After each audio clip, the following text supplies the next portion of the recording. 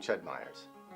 We're now moving into the second half of our Sabbath Economics program, in which we transition from biblical proclamation of the vision to discipleship practices in our own contemporary society. In this fourth segment, we're going to focus on how communities of faith can both face and fight the public addictions of wealth and poverty that are so dysfunctional in our time. To do this, we're going to look at a model that was specifically developed by Bartimaeus Cooperative Ministries as a tool to help people of faith look at the problems in our contemporary economy and focus on their own household discipleship practices of Sabbath economics. This work that we're doing here, any Methodists here, by the way? Oh, not a single Methodist, huh? Well, here's one, John Wesley. It's sort of interesting to see the way in which the general rules for the United Societies organized by Wesley is not unlike the household covenant work we are trying to do.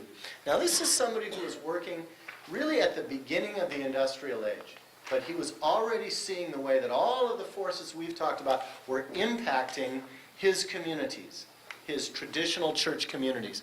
As you probably know, the two great principles of Methodism are do no harm and do good. But Methodists being Methodists, they broke that down much more specifically, which is very important to do.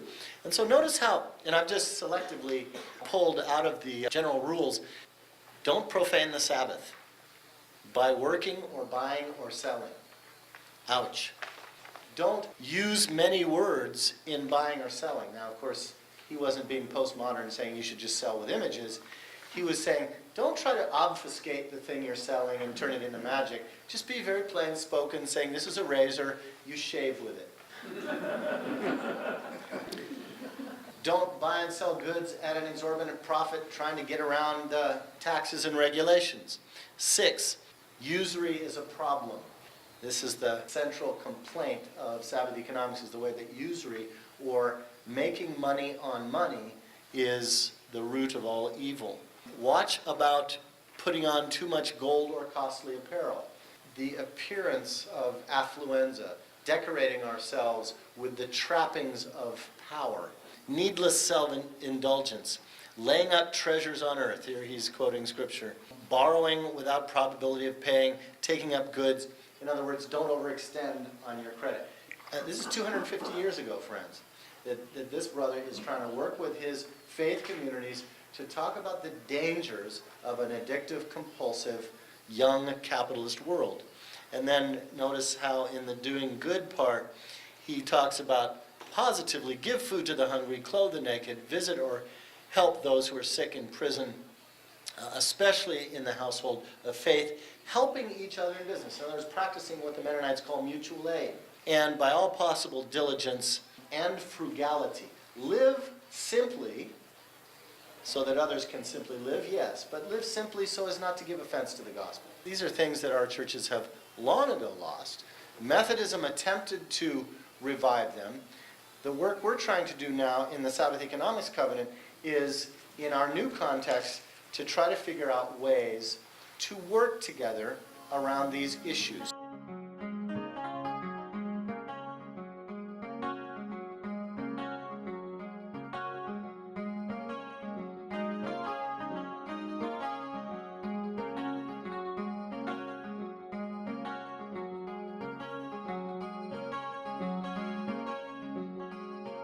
Now remember, we started out this morning by saying that most of us feel alienated from the economy and from discussions and analysis about economics. And that's why there are 30 of us here rather than 300 here, because who wants to spend a Saturday talking about economics? That's the cultural silence that we're under.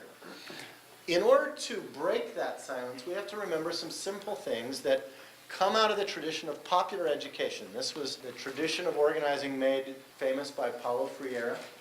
Everybody has an economic story. I want you to think about that for a minute. Usually when we think about the economy, we think that we're drones, we're out here, we don't really have much to do about it, experts are running the show. it's a story and we're not really part of it. But we are part of it. If you have a job, you're part of an economic story of that tradition of craft or work or profession. There's also a very intimate biographical story about how you got that job or how you're keeping that job. That's part of your economic story. All of us handle money. Where did we learn to handle money? What were our first messages around money in our family growing up? How did we learn the value of work or the value of a dollar? How did we learn to save or not? That's all part of our economic story. Did you, well, let's take a poll. How many of you grew up in a home that you didn't own, that your parents didn't own?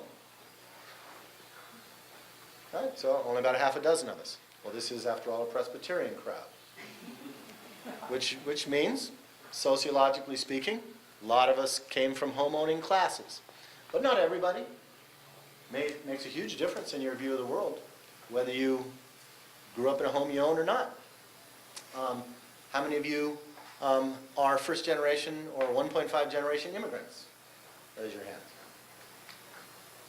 Well, that makes a difference in your story in terms of opportunity and possibility. How many of you have experienced unemployment directly or through your family system? That's part of our economic story. It makes us who we are. We each have that story, which means we can have an economic conversation. And we can have it by starting to talk about our own economic story. So that's part of the assumption here. That's why we're all here talking about economics, even though our last name isn't Greenspan. The second assumption is that we all are located somewhere in that larger economic story. So if you experience unemployment, chances are that was caused by larger factors of boom and bust in the given field that you were in. So if you were laid off, it's because you were part of an industry that was, for whatever reason, being structurally adjusted. So that's the way in which the larger economic story impacts my personal story. How many of you know firsthand from parents or grandparents stories of the Great Depression? That was a big story that impacted all of us very intimately. How many of you can tell a story about displacement because of the construction of the Los Angeles freeway grid? Well, see, that's because a lot of us were born on third base. We weren't born in communities that had freeways run right through them because of a master urban planning design that was actually trying to get commuters through or over poor neighborhoods. So these are all ways in which the big economic story out there really does impact our lives. So each of us has an economic story. We're all located somewhere in that story. Sharing our stories helps to break the silence. To share stories helps to break our silence, particularly around money and class. And finally, the thing that happens when we do begin to share those stories is two things. The anxiety that we feel around these issues, which we hold very privately and we don't talk about publicly, begins to be communitized. It begins to be deprivatized. We share some of our concerns. We share our anxieties. We break our silence. We are isolated from one another because we're anxious and we're alienated and we're addicted. But when we begin to talk about it, we begin to recognize that other people have those same anxieties. And what would happen if we actually deprivatized our anxiety and begin to think of some common solutions? So we are deprivatizing anxiety and we're communitizing our imagination. Let's think together how we might get at some of these issues. This strategy of coming at these sets of questions is not the only way to do it. We are not, for the rest of the afternoon, going to be talking about what the Federal Reserve should do, or what the Obama administration should do, or what the World Bank should do, or how we keep Walmart out of the neighborhood. Those are all really important questions, policy questions, and we need to be advocates about all that. But at the same time, the place for most of us to begin is the place where the big economy intersects with our lived existence, and that's at the level of our own most intimate economic story, namely the economics of our household. So we developed this household economic covenant, which identifies 7 aspects.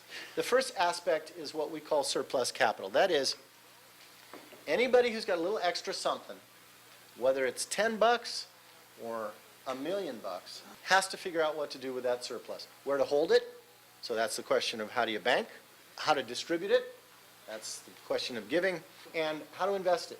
We think this is such an important issue in an affluent country and in an affluent church.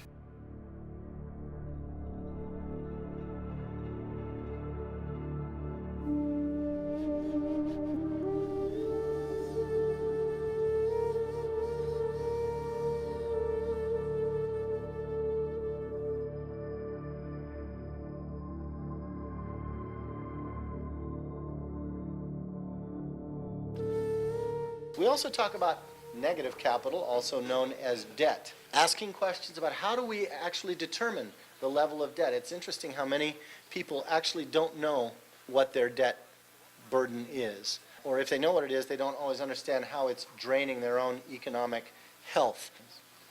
The levels of household debt, whether consumer debt or mortgage debt, is really quite astonishing. Some of these slides show the ways in which the average amount of money in the household in the United States that goes to servicing a debt is in a steadily upward trend. And at the same time, the average amount of savings in the household is in a steady decline. So these are all very worrisome trends and are very much part of the current economic meltdown. The reason why we're having a macro meltdown is these trends. Less savings, more debt, sooner or later is a train wreck waiting to happen. And we see it at the level of our own household economies. There's an analyst who makes the analogy to addiction. He says debt-based fiat money. Fiat money is going to an ATM, getting a credit card offer in the mail, just people just dumping money. Let there be money, and there it is for you through your credit card. It's the economic equivalent of heroin. It has the same effect on personal, national, and global economies as heroin has on the human brain. Think about that for a minute. Just like heroin removes the addict from interaction with other human beings based on the common ground of everyday reality, so debt money removes financial decisions of individuals, organizations, and governments alike from the common ground of economic reality. In other words, when we're making decisions based on easy access to credit, we're not making sensible decisions. We're going to overextend, and that's the kind of economy on steroids that we've been experiencing for the last 10 years, and now it's the day after of the binge, and we're all feeling it. So the second part of the household covenant tries to really get people talking, each of us talking about debt. And for some of us, we don't have a lot of a debt. For others of us, we've got so much debt we're embarrassed to talk about it. The challenge is to create a safe environment for us all to say, this is where we are. And that brings me to one of the operating principles of doing covenant work. Friends, we are all somewhere in this. None of us are floating above it. We all have some modicum of savings or debt. We all work, we all handle money. So this is not stuff to be ashamed or embarrassed about. This is stuff to start facing. And our principle for engaging this is to say, to break our silence, we need to say, this is where I am on each of these 7 areas. Some of it I'm happy with, some of it I'm not happy with, some of it I'm downright dreading and anxious about. But this is where I am, and I can only start with where I am. The problem is when we do talk about this stuff in church, we talk about it vaguely. We talk about it in terms of, well, we all ought to do this, or it'd be really good if we did this. But we never get down to cases. And we can always hide behind the veil of silence. So we hear a good sermon on economic justice, and we go off and we just keep doing the same thing. The purpose of this workshop, and the reason why by the end of this workshop we're hoping that actually you will do something different with your surplus money, whether that's 10 bucks or $1 million, is that in order to make change, we have to start with concrete reality. And we are where we are. And the next step for us is the step we take from where we are. And so that's going to be different for each of us. So we try to create an environment where we're all supported. This is not about who's righteous and who's a sinner. This is about, yeah, here's where I am, but I want to take the next step deeper into Sabbath economics as a fundamental expression of my discipleship. So we talk about surplus capital, we talk about negative capital, and we also talk about giving. You'll notice that the first three aspects all are about money. Why? Because we live in a capitalist society where money is fetishized and money is all powerful and credit is easy, and therefore we've got to talk a lot about money. We've got to break those silences above all. So, how do we give? Do we give? I think Bob Linthicum and others could tell you that the great trend in church giving is on a steady decline. The old discipline of tithing 10% long ago went out the window. But the question is not only what we give, but how do we give? Do we give strategically? Do we give relationally? Or do we just write checks so we won't have to think about something? These are all questions that are worth thinking about when it comes to Sabbath economics.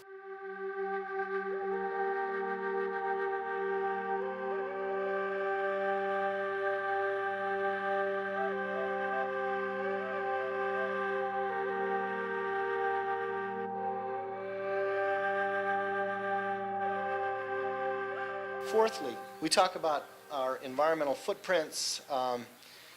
There's always things we can do in our households to make them greener, and we should be thinking about them.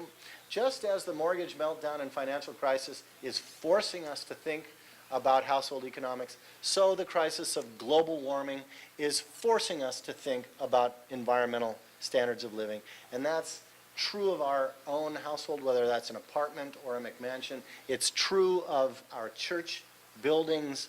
How do we green our churches? It is possible to calculate our footprint. There's lots of resources on the web, and that's what the fourth aspect of this covenant invites us to do, is start thinking about things like energy use and automobile use and all the ways in which we make an impact on the environment.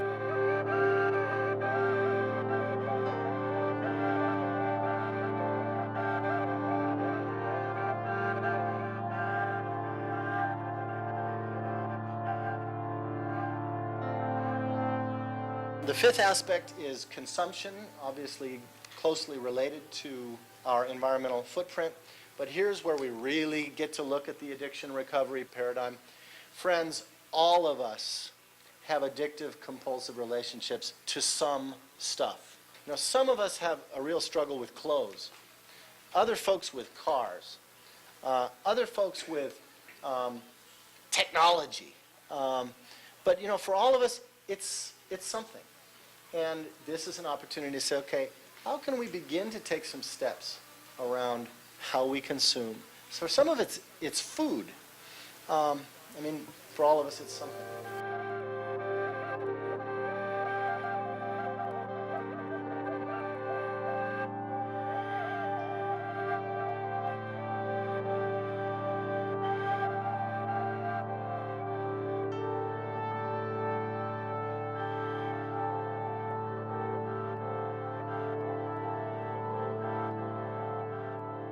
All of this work takes place in a social landscape in which there continue to be people with too little and people with too much. And so a sixth aspect of this covenant is the absolutely necessary discipline of solidarity with those who are economically marginalized. This is so fundamental to developing a consciousness around Sabbath economics. Not enough just to talk about the poor. It's very important that we figure out ways where our lives concretely intersect with marginalized people, in which solidarity with the economic marginalized is a basic aspect of everyday life. How do all of us take some responsibility for getting to know people who are in marginalized circumstances?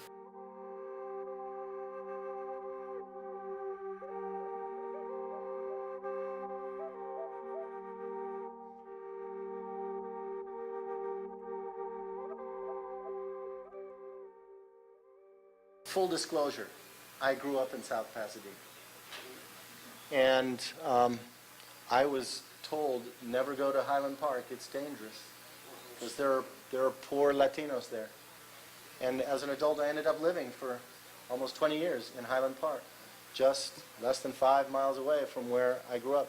Completely different world, but one that taught me a great deal about the world and about Sabbath economics. So solidarity is a very, very important aspect. And finally, the seventh aspect, and we always save the best for last, is work and not work. How do we work and how do we stop working? I'm Ched. This is my big issue. How do we break our compulsive addictive relationship to work? Even, friends, to good work, especially to good work. This is a big problem for church folk and for activists. So what are the disciplines that we're taking to stop doing and learn how to be?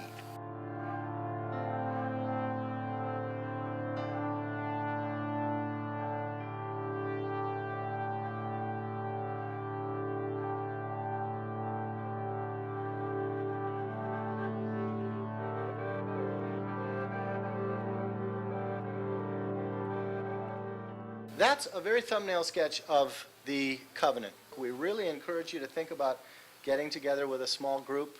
The steps in the process as we've designed it is it's sort of a cycle. It's like the hermeneutic circle where we do Sabbath economics, education, and visioning like today.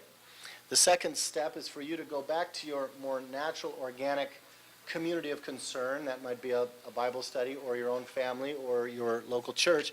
And you do further review, further study, further conversation about some of these things. Start working this. And then we encourage you in step 3 to hook up with the network of people doing this work around the area and around the country through our cooperative. And then fourth, to keep doing this work, to make covenants for a year and then revisit those covenants at the end of the year and say, well, how did I do? One of the great problems of people making change in their lives, particularly around economics, is that we exonerate ourselves from taking responsibility because it's just too big of a problem. What can one person do about the global financial meltdown? What can one person do about the huge issue of immigration? What can one person do about global warming? And so before we even get started, we let ourselves off the hook and we get into what we call hand-wringing discipleship. Wow, it's terrible, this global warming thing. Gee, this financial meltdown is really bad. Somebody ought to do something about it. This process really begins with our own story, saying our story intersects with these big issues in lots of ways. We're going to start with the things we can do something about. Not because if we redouble our efforts at recycling, or if we get a hybrid car, or if we move our few shekels into a community development financial institution.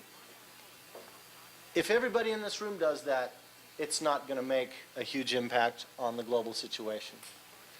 But that doesn't mean if it gets multiplied and multiplied and multiplied that things can change. We're going to argue after lunch that in fact if 10% of our Christian churches tithe 10% of their available investment capital into community investing, we could make a structural impact on the market.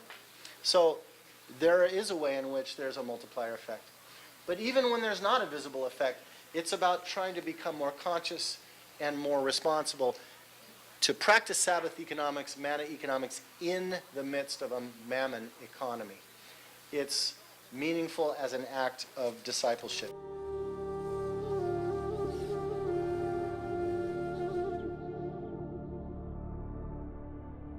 When we think of our lives in economics, you could put a grid up there, something like this. And we can wrestle with this stuff as the sevenfold covenant tries to do in a myriad of ways. It's like throwing a dart.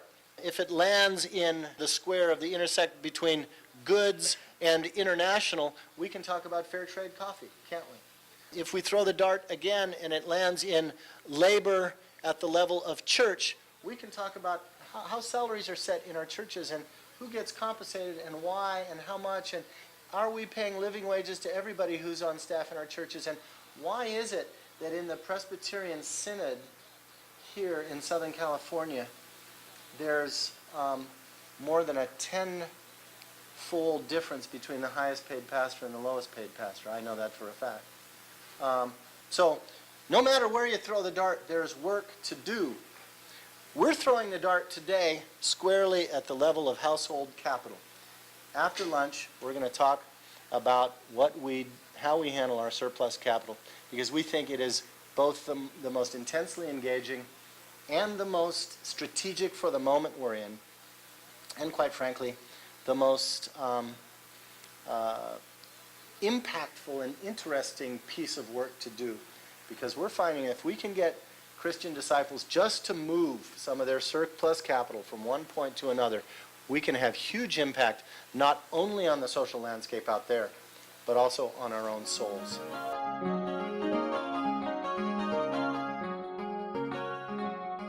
Sabbath economics is very fulfilling. I mean, it's very gratifying, and it does make us happy. But it's very gratifying to let go of things that we absolutely don't want to be attached to, and in a sense that are attached to us in unsavory ways.